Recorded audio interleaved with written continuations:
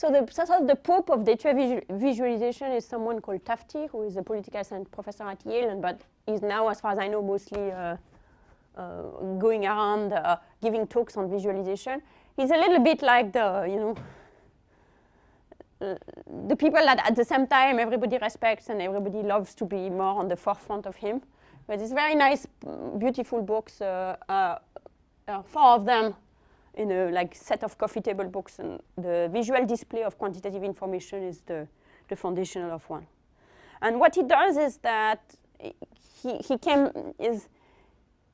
basically gives a number of common sense principles, like the one we were discussing, but that sort of coalesces in some proposition that he makes for new graphs, new type of graphs that people weren't doing. And so here are the principles. They are related to the more general principle that I was talking about. They are not so much principles, they are rules. And then I'll show you what this leads to in terms of the type of graph that he proposes. So show the data, that's we maximize data ink ratio. So basically, most of the ink on the graph should be representing data, and you erase the non-data ink as much as possible. So what this leads to is no grid line. The axes are also a little bit of a waste of time, no percentage signs, nothing, no repeating. If you have a small multiple type of graph, you shouldn't repeat the information. So erase the non-data ink as much as possible because it needs to be rewritten. Erase redundant data ink. So that's kind of, you can have data, you shouldn't have the same data twice. Certainly avoid the chart junk, so 3-dimensional, moire, ducks is kind of ambivalent about colors. I think like make the color as useful as possible. Try to increase the density of the data ink, so that's related, like how much can you put in a graph without losing the people.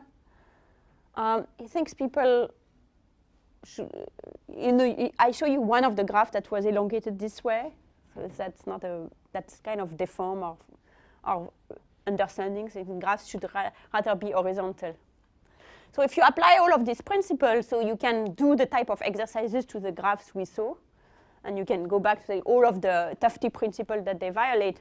But also, that sort of leads in a more positive way to some propositions that he had for his favorite graphs. And people not necessarily use those. But they exist. So one is the minimal plot line. So we have erased the non-data ink by removing the axes, removing all the grid line. We have added relevant data ink by putting one band because we are trying to tell the story that starting in 1970, all of the per capita budget expenditure in constant dollar, I don't know what the thing is, like because I didn't give you the title, are within this bound.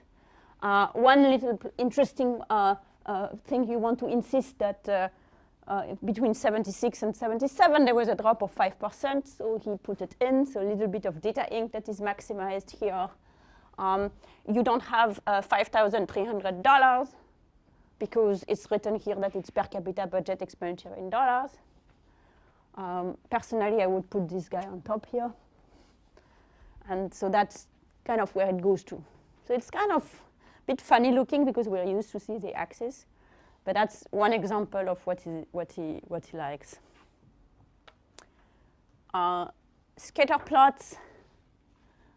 So that also I've never seen used after that. So take all of this. This is like absolute classic, but it's not clear that people have necessarily then used it. You see, he argues that, well, in a scatter plots are nice, but then those axes are sort of wasted, and you could put a little bit more information. So on my scatter plot, I'm going to use the axis to put some information about the distribution of the data. So basically, this is a box plot, where you have the median, you have the interquartile range over here. So instead of just wasting your axis, you're also putting this median of this variable, and this median of this variable, and the interquartile range. Median, mean, interquartile range is there. So you use your axis for if you ask me, I find it slightly funny looking, but it's a matter of habit also. Dot dash scatter plot is a little bit the same idea, but instead of putting a box plot, you're putting on the y and x axis another way of representing the distribution. That's the median. That's the median, and then that's kind of some representation of the density. That's another one he likes.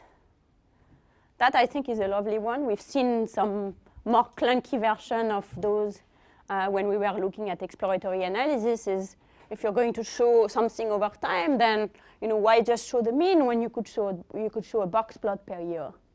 So you remember when we were doing exploratory analysis, we were discussing that's a good way of seeing the distribution for yourself. But instead of having the big boxes that are the default in R, you can have that. There again, you see that you don't have axis. That's sort of data inc that's not non-data inc that he doesn't like. So it has this one I like. It has a sober feeling to it. That's interesting. Minimal bar chart. So the idea is so that's the question of what to do with the grid lines. So have grid lines or not have grid lines that is the question, and that's a way of sort of solving this problem that's quite elegant, which is you have the relevant pieces of the grid. You don't need a whole grid line because why would have lines on this white dots? You don't need the whole grid line. But at the same time, you still have something that cuts your bar charts in ways that makes it where you see the grid lines on the bar, and they are not otherwise obscuring your vision. Someone pointed out, I think it was you, that it's a pain to read the legend and have to go back. So here, of course, the legend is nicely under it. So we don't have to go back. And they are written in plain English. Clearly, whoever likes capitalized still not going to be satisfied. You even have as a quote, you have the number of participants. So a lot of the information that is needed is in the graph. So that's yeah. Like in papers, I've very rarely seen such graphs to that extent minimalized. Yes. No. Do you want to show us like an extreme, or actually would you encourage us to do that as well? I'll show you a much less extreme version. He's